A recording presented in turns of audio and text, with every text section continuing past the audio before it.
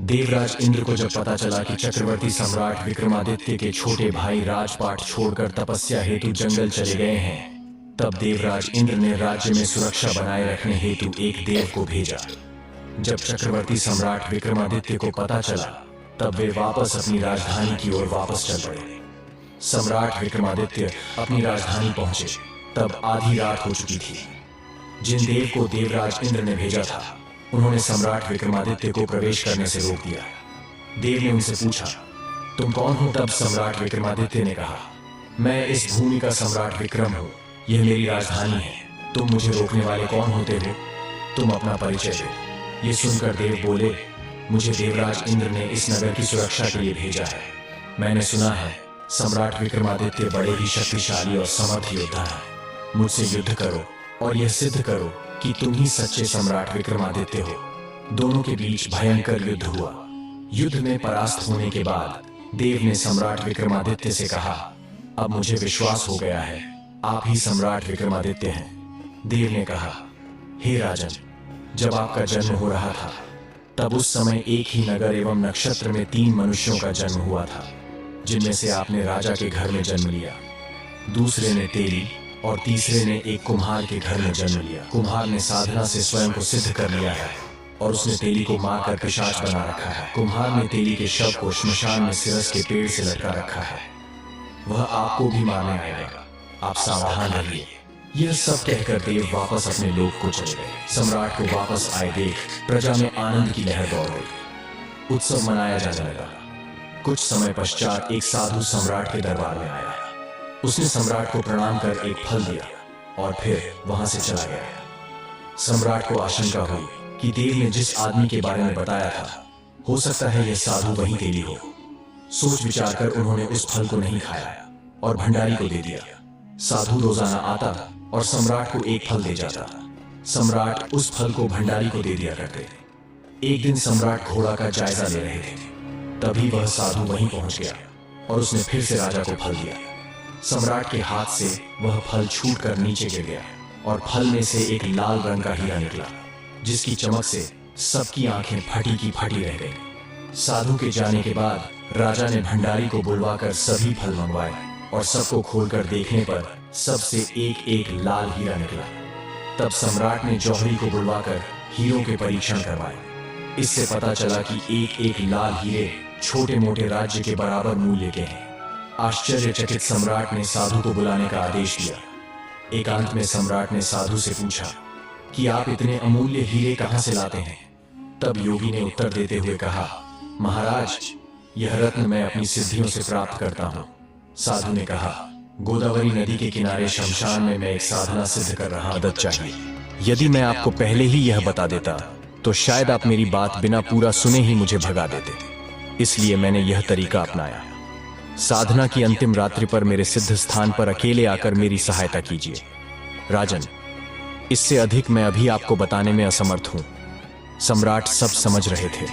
उन्होंने साधु को उत्तर देते हुए कहा, अच्छी बात है, साधना के अंतिम दिन सुचित्र कीजिएगा। मैं आपकी सहायता हेतु अकेला ही आऊंगा। कुछ दिन उपरांत अमावस्या की रात्रि आ गई। अमावस्या की आधी रात को राजा साधु के पास पहुंचे। थोड़ी देर बैठने के बाद सम्राट ने साधु से पूछा, योगी जी, मैं आपकी क्या सहायता कर सकता हूं? साधु ने कहा, हे राजन, यहां से दक्षिण दिशा में 2 कोस दूर शमशान में एक सिरस का पेड़ है। उस पर एक शव लटका हुआ है। आप उसे मेरे पास ले आइए। राजा उस शव को लाने शमशान के मध्य में चले गए। जब शमशान पहुंचे तो उस रात्रि वहां बहुत अंधेरा था और बारिश हो रही थी। वहां डरावनी आवाजें आ रही थीं। सांप बिच्छू पेड़ पर चढ़ रहे थे। जंगली जानवरों की भयावह आवाजें आ रही थीं। अघोरी शवों को खा रहे थे। पर उन्हें क्या पता था कि वह कोई मामूली मानव नहीं, सम्राट विक्रमादित्य है। बिना किसी भय, बिना किसी डर के सम्राट विक्रमादित्य आगे बढ़ते गए। न शेर की दहाड़ का डर, न हाथी के चिंघाड़ने का डर। बेधड़क बेखौफ राजा विक्रमादित्य सिरस के पेड़ के पास पहुंच गए।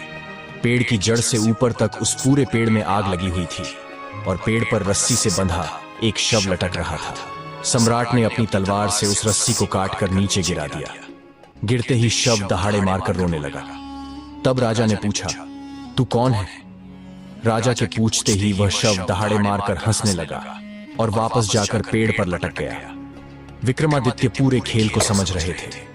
उन्होंने फिर से तलवार से रस्सी को काटकर शव को नीचे गिरा दिया। इस बार उन्होंने अपने हाथों में जकड़कर उससे पूछा, तू कौन है? इस पर उस शव ने कोई उत्तर नहीं दिया। तब सम्राट विक्रमादित्य ने उसे चादर से बांध दिया और फिर उसे लेकर चल पड़े। रास्ते में शव ने कहा, मैं बेताल हूं, तू कौन है और मुझे कहां ले जा रहा है? सम्राट विक्रमादित्य ने कहा, मैं इस भूमि का चक्रवर्ती सम्राट विक्रमादित्य हूं। मैं तुझे उस साधु के पास लेकर जा रहा हूं जिसने मुझे तुझे यहां से ले जाने की विनती की है। तब बेताल ने कहा, तेरे साथ चलने की मेरी दो शर्तें हैं। पहली शर्त, रास्ते में तू कुछ भी नहीं कहेगा। यदि तूने एक शब्द भी कहा तो मैं लौटकर पेड़ पर जा लटकूंगा। दूसरी, मैं तुझे कहानी सुनाऊंगा। सम्राट विक्रमादित्य ने इशारे में उसकी बात का समर्थन किया। सम्राट उसे उठाकर ले जा रहे थे और बेताल ने राजा को कहानी सुनाना शुरू किया। बेताल ने कहा, सुनो राजन, काशी में प्रताप मुकुट नाम का राजा राज करता था। उसके वज्र मुकुट नाम का एक बेटा था। एक दिन राजकुमार दीवान के लड़के को साथ लेकर शिकार खेलने जंगल गया। घूमते घूमते उन्हें तालाब दिखा।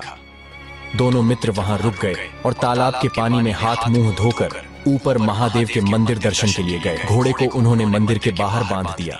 वो मंदिर में दर्शन करके बाहर आए तो देखा कि तालाब के किनारे कोई राजकुमारी अपनी सहेलियों के साथ स्नान करने आई है। दीवान का लड़का तो वहीं एक पेड़ के नीचे बैठा रहा, पर राजकुमार से ना रहा गया और वह आगे बढ़ गया। राजकुमार ने उसकी ओर देखा तो वह उस पर मोहित हो गया। राजकुमारी भी उसकी तरफ देखती रही। फिर राजकुमारी ने जूड़े में से कमल का फूल निकाला, कान से लगाया, दांत से कुतरा, पैर के नीचे दबाया और फिर छाती से लगा अपनी सखियों के साथ चली गई। राजकुमारी के चले जाने पर राजकुमार निराश हो अपने मित्र के पास आया और सब हाल सुनाकर बोला, मैं इस राजकुमारी के बिना नहीं रह सकता, पर मुझे ना तो उसका नाम मालूम है ना ठिकाना, वह कैसे मिलेगी? दीवान के लड़के ने कहा, राजकुमार आप इतना घबराए नहीं, वह सब कुछ बता गई है। राजकुमार ने पूछा, कैसे? वह बोला, उसने कमल का फूल सिर से उतारकर कानों से लगाया तो उसने बताया कि मैं कर्नाटक की रहने वाली हूं। दांत से कुतरा तो उसका मतलब था कि मैं दांत बांट राजा की बेटी हूं। पांव से दबाने का अर्थ था कि मेरा नाम पद्मावती है।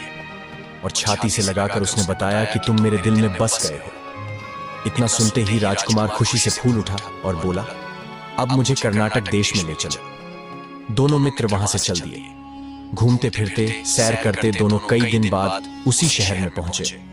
राजा के महलों के पास गए तो एक बुढ़िया अपने द्वार पर बैठी चरखा काटती मिली।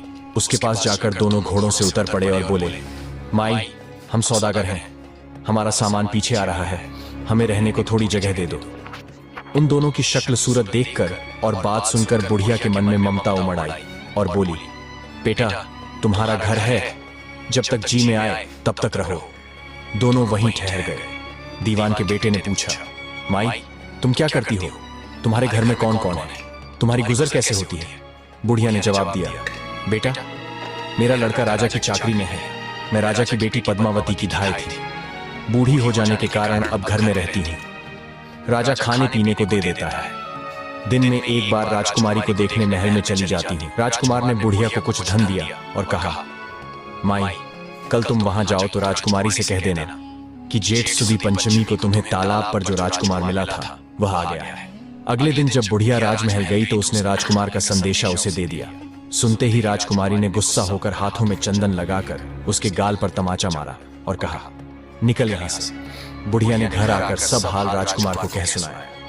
राजकुमार हक्का बक्का रह गया और राजकुमार के मित्र ने कहा, राजकुमार आप घबराए नहीं, उसकी बातों को समझे। उसने 10 उंगलियां सफेद चंदन में मारी। इससे उसका मतलब यह है कि अभी 10 रोज चांदनी के हैं, उनके बीतने पर मैं अंधेरी रात में मिलूंगी। 10 दिन के बाद बुढ़िया ने फिर राजकुमारी को खबर दी। इस बार राजकुमारी ने उसे फटकार कर पश्चिम की खिड़की से बाहर निकाल दिया।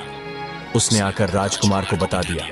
सुनकर दीवान का लड़का बोला, मित्र उसने आज रात को तुम्हें उस खिड़की की राह बुलाया है। मारे खुशी के राजकुमार उछल पड़ा। समय आने पर उसने बुढ़िया की पोशाक पहनी, इत्र लगाया, हथियार बांधे। दोपहर रात बीतने पर वह महल में जा पहुंचा। और खिड़की में से होकर अंदर पहुंच गया। राजकुमारी वहां तैयार खड़ी थी। वह उसे भीतर ले गई। रात भर राजकुमार राजकुमारी के साथ रहा। जैसे ही दिन निकलने को आया कि उसने उसे छिपा दिया, रात को फिर बाहर निकाल लिया। इस तरह कई दिन बीत गए। अचानक एक दिन राजकुमार को अपने मित्र की याद आई। उसे चिंता हुई कि पता नहीं उसका क्या हुआ होगा। उदास देखकर राजकुमारी ने कारण पूछा तो उसने बता दिया। बोला, वह मेरा बड़ा प्यारा दोस्त है और बड़ा चतुर है। उसकी होशियारी ही से तो तुम मिली हो। राजकुमारी ने कहा, मैं उसके लिए बढ़िया बढ़िया भोजन बनवाती हूँ, तुम उसे खिलाकर तसल्ली देकर लौट आना। खाना साथ में लेकर राजकुमार अपने मित्र के पास पहुंचा। वे महीने भर से मिले नहीं थे। राजकुमार ने मिलने पर सारा हाल सुनाकर कहा कि राजकुमारी को मैंने तुम्हारी चतुराई की सारी बातें बता दी हैं, तभी तो उसने यह भोजन बनाकर भेजा है। दीवान का लड़का सोच में पड़ गया। उसने कहा, यह तुमने अच्छा नहीं किया। राजकुमारी समझ गई है कि जब तक मैं हूं वह तुम्हें अपने बस में नहीं रख सकती, इसलिए उसने इस खाने में जहर मिलाकर भेजा है। यह कहकर दीवान के लड़के ने थाली में से एक लड्डू उठाकर कुत्ते के आगे डाल दिया। खाते ही कुत्ता मर गया। राजकुमार के क्रोध की सीमा न रही। राजकुमार ने कहा, ऐसी स्त्री से भगवान बचाए, मैं अब उसके पास नहीं जाऊंगा। दीवान का बेटा बोला, नहीं, अब ऐसा उपाय करना चाहिए जिससे हम उसे घर ले चलें। आज रात को तुम वहां जाओ। जब राजकुमारी सो जाए तो उसकी बाईं जांघ पर त्रिशूल का निशान बनाकर उसके गहने लेकर चले आना। राजकुमार ने ऐसा ही किया। उसके आने पर दीवान का बेटा उसे साथ लेकर योगी का भेष बना मरघट में जा बैठा और राजकुमार से कहा कि तुम ये गहने लेकर बाजार में बेच आओ। कोई पकड़े तो कह देना कि मेरे गुरु के पास चलो और उसे यहां ले आना। राजकुमार गहने लेकर शहर गया और महल के पास एक सुनार को उन्हें दिखाया। गहने देखते ही सुनार ने उन्हें पहचान लिया और कोतवाल के पास ले गया। कोतवाल ने पूछा तो उसने कह दिया कि ये मेरे गुरु ने मुझे दिए हैं। गुरु को भी पकड़वा लिया गया। सब राजा के सामने पहुंचे।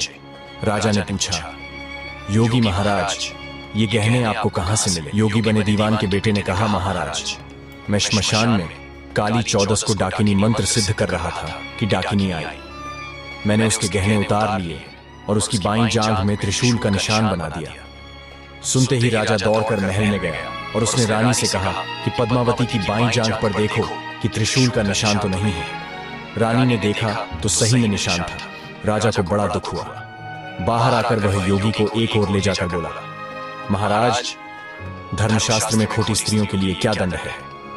योगी ने जवाब दिया, राजन, ब्राह्मण, गौ, स्त्री, लड़का और अपने आश्रय में रहने वाले से कोई खोटा काम हो जाए तो उसे देश निकाला दे देना चाहिए। यह सुनकर राजा ने पद्मावती को डोली में बिठाकर जंगल में छुड़वा दिया।